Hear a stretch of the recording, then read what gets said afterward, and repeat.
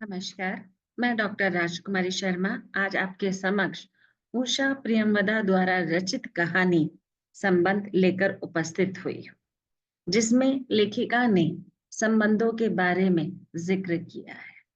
हम देखते हैं कि इस धरा पर संबंध महत्वपूर्ण कड़ी होते हैं, जो एक व्यक्ति को दूसरे व्यक्ति से बांधते हुए दिखाई देते हैं। सर्वप्रथम रूप में हम देखते हैं संबंध भी कई प्रकार के होते हैं।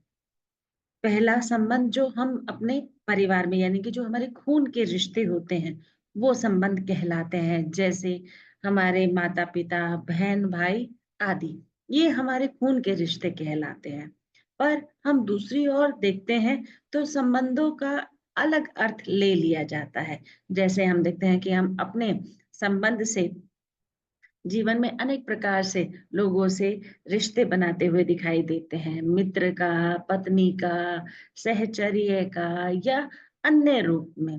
हम देखते हैं संबंधों की भी जो प्रवृत्ति है या पराकाष्ठा है, वह अलग-अलग दर्शाती हुई दिखाई देती है। किसी से हमें थोड़े देर के लिए संबंध होता है, किसी से घनिष्ठ हमारे संबंध बनते हुए दिखाई देते हैं, किसी से आत्मीयता के आधार पर संबंध बनते हुए दिखाई देते हैं। तो कई बार संबंधों का एक अलग ही रूप हमारे ज़हन में आता हुआ दिखाई देता है, जो हमारे ज़िंदगी के अनुसार यानी कि समय अनुसार हमारे संबंध बदलते हुए दिखाई देते हैं।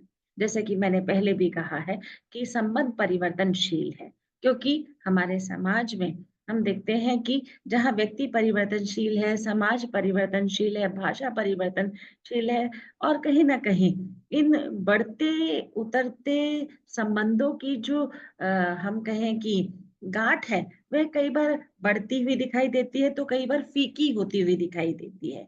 तो लेखिका ने इसी रूप में संबंध को अलग-अलग आधार पर व्यक्त किया है। हम देखते हैं कि जीवन में संबंध जब हमारे ऊपर एक तरह से बोझ बनते हुए दिखाई देते हैं और उन बोझ में हम किस तरह से टीस महसूस करते हुए दिखाई देते हैं। हम परिवार में रहते हैं, पर कई बार परिवार अपने स्वार्थ के अनुसार संबंधों को गढ़ते, बढ़ते, घटते हुए दिखाई देता है। तो उससे व्यक्ति के जीवन में अनेक रूप से प्रभाव पड़ता हुआ दिखाई देता है। इन्हीं सभी समस्याओं के साथ लेखिका उषा प्रियावादा ने कहानी में संबंध के अलग-अलग रूपों को यहाँ पर दर्शाया है। कहानी में नायिका श्यामला की अकेलेपन की व्यथा को चित्रित किया है। कहानी की नायिका श्यामला पढ़ी-लिखी युवती है। वह आधुनिक सोच भी रखती है। वह अनेक प्रकार से अपने माता-पिता या अन्य संबंधों के साथ एक तरह से समझौता बिठाकर चलती हुई दिखाई देती है। श्यामला कॉलेज में प्राध्यापिका यानी कि प्रोफेसर के पद पर आसीन है। घर की आर्थिक तंगी के कारण पैसा नहीं बचता था। दीदी, भाई व छोटी बहन को पढ़ाने की जिम्मेदारी उसी के कंधों पर आन पड़ी थी। श्यामला ने अपने बहन भाई के लिए सब कुछ किया। एक समय ऐसा आता है कि सब कुछ छोड़कर कॉलेज के क्वार्टर में रहने चली जाती है। हमने जैसे कि मैंने पहले भी बताया कि संबंधों में इस तरह के जो घिराव है वह आते हुए दिखाई देते हैं। आप परिवार के लिए, अन्य लोगों के लिए अपना सब कुछ समर्पित करते हुए दिखाई देते हैं, पर कई जगह ये महसूस होता हुआ दिखाई देता है कि हमारे जो प्रयास है वह विफल हो या असफल होते हुए दिखाई देते हैं।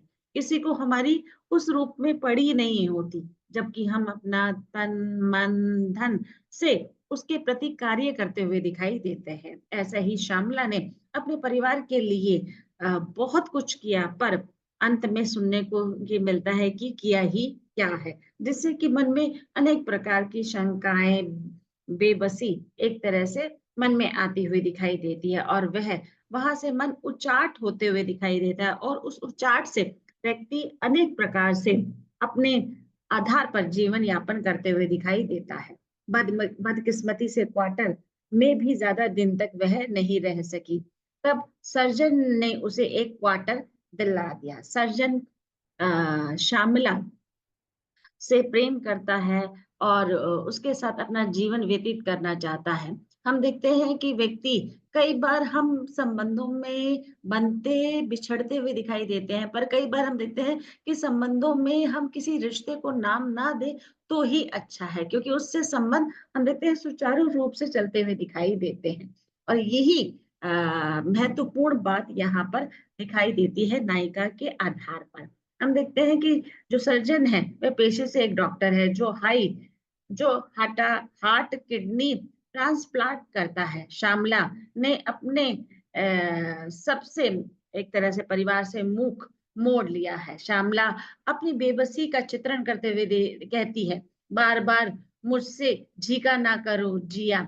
श्यामला अपने पत्रों के जरिए जिया और प्रकाश को यह समझाने का प्रयत्न करती है, मुझसे जितना हो सका मैंने अपने आप या अपने लोगों के लिए किया, अब नहीं। श्यामला जिया को पत्र के द्वारा कहती है कि जिया को चिट्ठी लिखकर मन ही मन अंदर बहुत कुछ कचोटता है।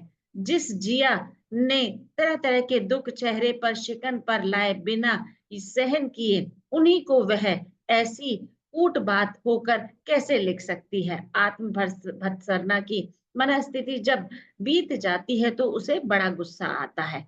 एक निरुपाय बेसहारा आक्रोश कर जो दिया सबके लिए, जितना हो सका मैंने जिया के लिए किया या जिया से चाहा, पर अब भी कुछ वह बोझ ढोए जाती है। श्यामला का मन अब केवल अपने आप के लिए ही जीने के लिए करता है, क्योंकि व्यक्ति का व्यक्तित्व है कि कई बार वह बहुत तरह से अपनी अभिव्यक्ति को व्यक्त करता हुआ दिखाई देता है। परिवार से संबंधित अनेक प्रकार के प्रयास करता है उसको खुश रखने के लिए, उसकी हर जरूरतों को पूरा करने के लिए, इच्छाओं को पूरा करने के लिए। पर हम देखते हैं कि कई बार हमारी ये सारी जो एक तरह से प्रयास है वह विफल होते हुए दिखाई देते हैं, क्योंकि कोई भी खुश होना चाहता ही नहीं। नायक सर्जन विवाहित है। सर्जन अपनी पत्नी और 3 बच्चों के साथ रहता है। सर्जन श्यामला से प्यार करता है। श्यामला सर्जन की सच्चाई जानती थी, फिर भी वह सर्जन के समीप या करीब गई। सर्जन और श्यामला एक अलग कॉटेज में अपना जीवन व्यतीत कर रहे हैं। सर्जन के पास जब समय होता है वह अपनी पत्नी के पास न जाकर श्यामला के साथ रहना चाहता है, क्योंकि वह श्यामला को बहुत प्यार करता है। सर्जन अस्पताल से सीधा श्यामला के पास जाता है। सर्जन अपने उसे अपने आसपास ही रखना चाहता है, क्योंकि उससे उसका लगाव बहुत ज्यादा अधिक दिखाई देता है। उसी तरह से श्यामला भी उसके पास रहना चाहती है, पर वह किसी संबंध में बंधना नहीं चाहती, क्योंकि संबंधों में बंधने से व्यक्ति और ज्यादा बेबसी विवश होते हुए दिखाई देता है, जिसके कारण संबंधों में खटास आती हुई दिखाई देती है। वह बार बार सर्जन को समझाते हुए कहती है कि वह उसका प्रेम भाव समझती है। वह उससे कहती है कि मैं शादी वगैरह के चक्कर में नहीं पड़ना चाहती। श्यामला सर्जन से कहता है। श्यामला ने हथेली से उसका मुंह बंद कर दिया। बहुत देर बाद क्या कहा, हम ऐसे नहीं रह सकते प्रेमी मित्र बंधु बनकर, क्या यह सब छोड़ना जरूरी है? मैं तो कुछ नहीं मांगती। श्यामला का केवल इतना कहना सुनना था कि वह इन रिश्तों में नहीं बनकर रह सकती, वह स्वतंत्र रहना चाहती है। सर्जन ने जब तब सोचा और मन में विचार किया, और उसके बाद उसने यह बात श्यामला के सामने कभी भी नहीं दोहराई।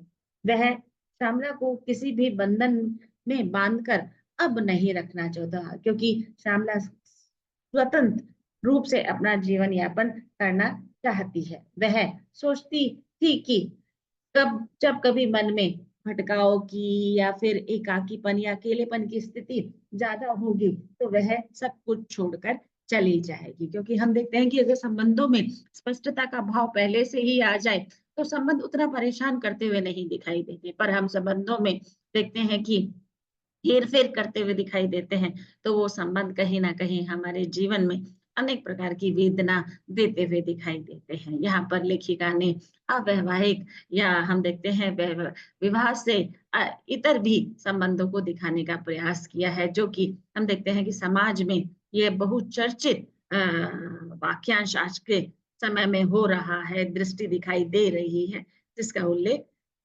ऊषा प्रियंवदा ने अपनी कहानी संबंध में किया है। धन्यवाद।